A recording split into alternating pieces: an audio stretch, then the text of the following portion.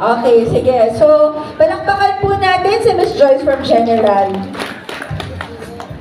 Ayan, so magandang umaga po sa ating lahat. Gutom na po ba? Malapit na. Mabilis lang po ito. Makinig lang po tayo para mamaya makakain na kagad. Okay po? So, ipakilala ko lang po sa inyo very briefly kung sino po ba si Generali bilang inyo pong provider ng inyo pong life insurance coverage. Pagkatapos po niyan, i-discuss ko po ang inyong benefit, kung ano-ano po ba yung naibibigay sa inyong benepisyo dahil kayo po ay miyembro ng KMBI. Pagkatapos po niyan, i-discuss din po natin ng mabilisan lang kung ano po ang mga claims requirements. Ang ating pong question and answer will be done after po namin mag-present ni standard. Okay? So, who is Generali? Si Generali po is a life insurance company. Our roots started in Trieste, Italy. Si Generali po is an Italian company. Globally present po yan. Meron po sa Europe, sa USA, at dito po sa Asia. Dito po sa Asia, we have been providing yung ganito pong classic benepisyo sa aming mga kliyente simula po nung year 2000. So, hindi naman po baguhan lang si Generali na nagbibigay ng insurance coverage.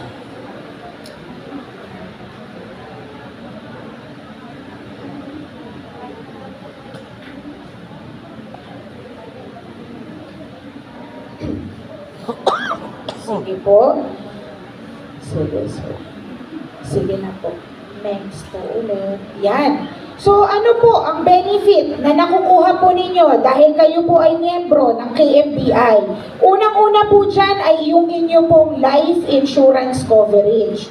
So, pagka sinabi po nating life coverage, kayo po ay insured anytime, anywhere, any cause of death.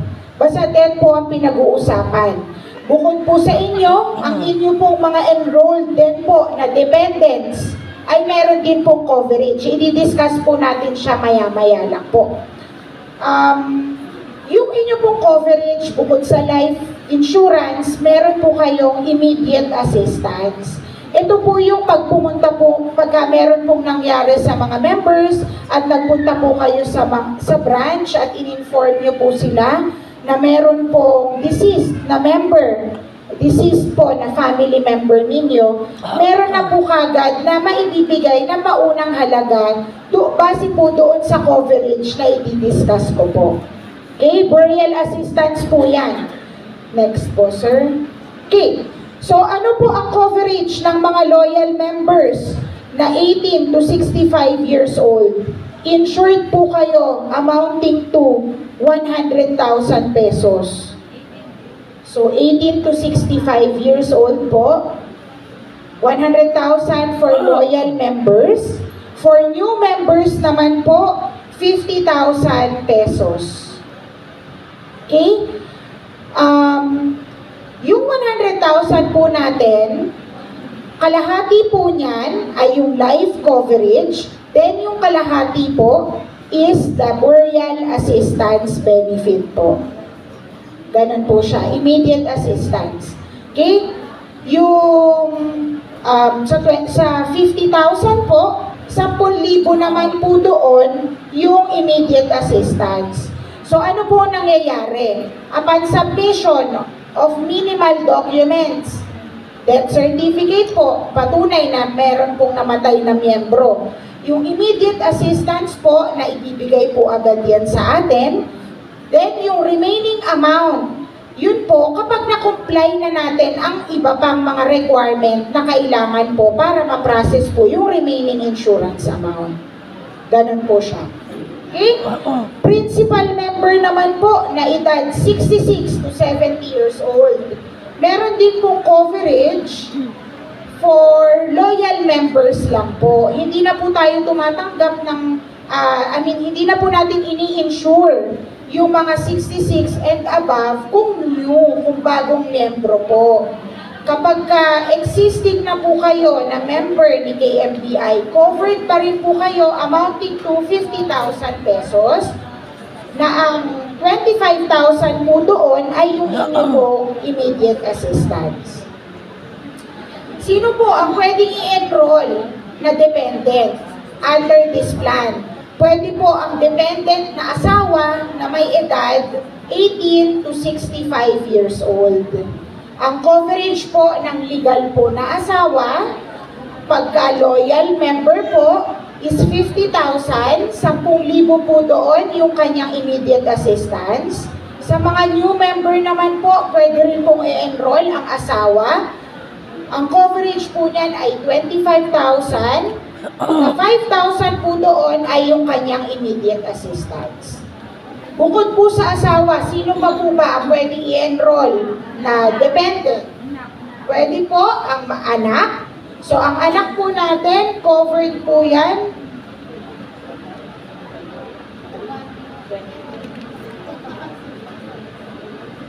Okay po.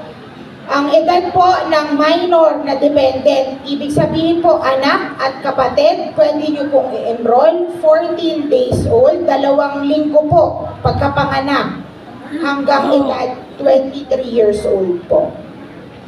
Okay? Tapos pwede rin po ang inyong mga magulang na may edad 18 hanggang 65 years old po. Okay?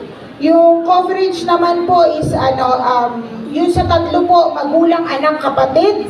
Kung loyal member, 25,000 po ang life coverage. 10,000 po doon ay yung inyong burial assistance. Kung new member po, 12,500. At 5,000 po doon ay yung ating immediate assistance. So, tandaan lang po natin ulit, covered po ang lahat ng members at ang inyo pong enrolled na mga dependent, anytime, anywhere, any cause of death. So, wala po tayong kumusyonin kasi death po ang pinag-uusapan. Okay? Next po, sir.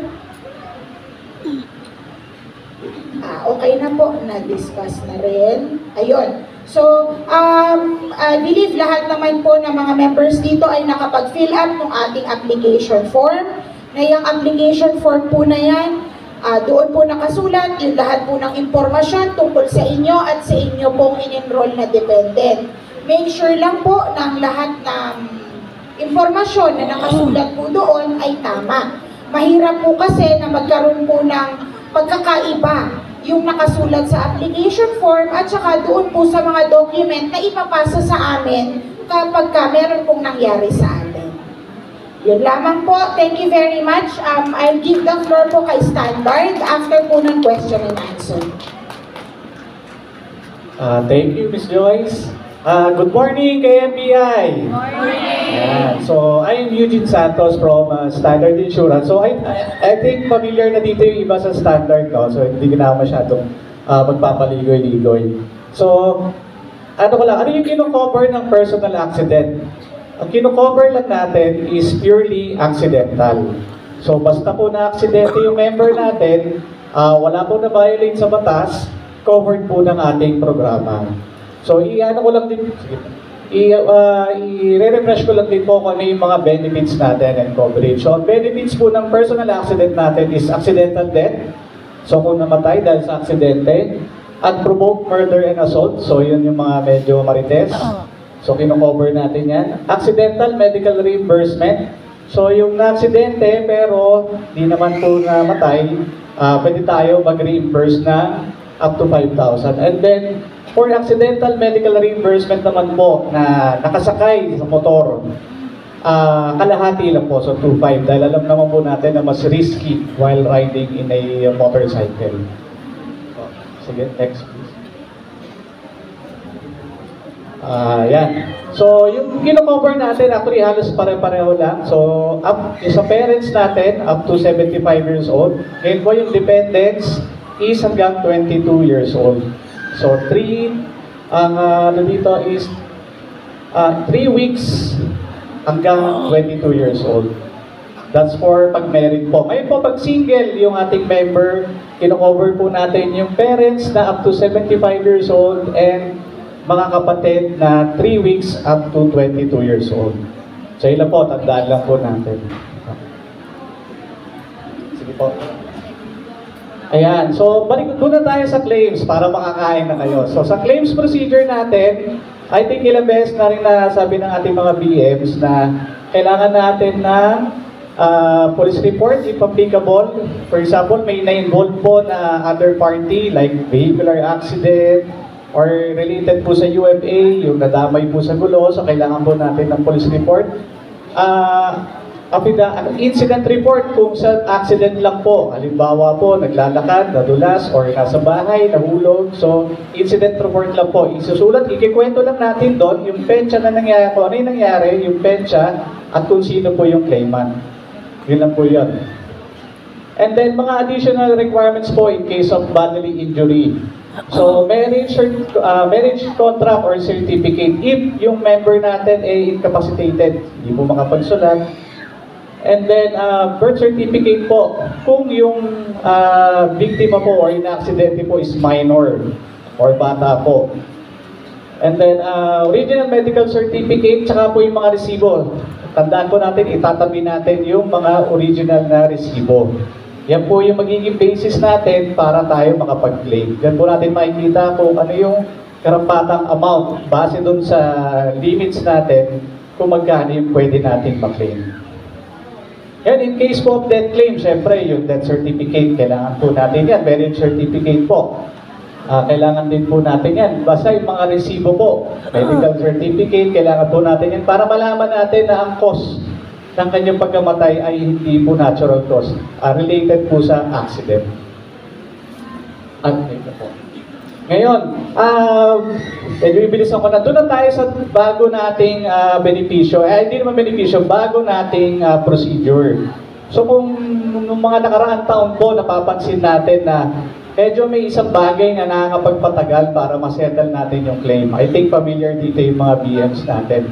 Na kailangan po muna ni standard ng mga original hard documents bago po tayo makapag-claim.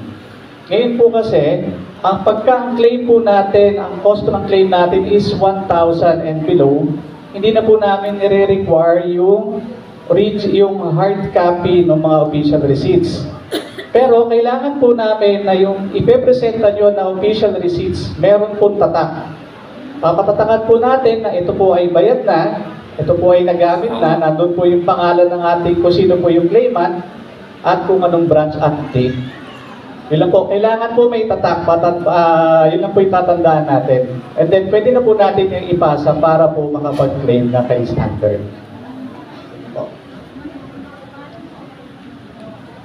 Ayan, so tatandaan po natin na pagka nagkaroon po ng aksidente, madalas po kasi ito yung nagiging cause, bakit tumatagal or hindi natin na-aprobahan yung claim. Pagka may claim po, kahit wala pa po tayong kompletong dokumento, hinihiling po namin na i-report agad sa inyong mga branches. Oo, wag po natin patatagalin dahil mo may possibility na hindi po natin ma-accommodate yung claim. And then yung mga documents po na kailangan masubmit natin ng hanggang 3 buwan po.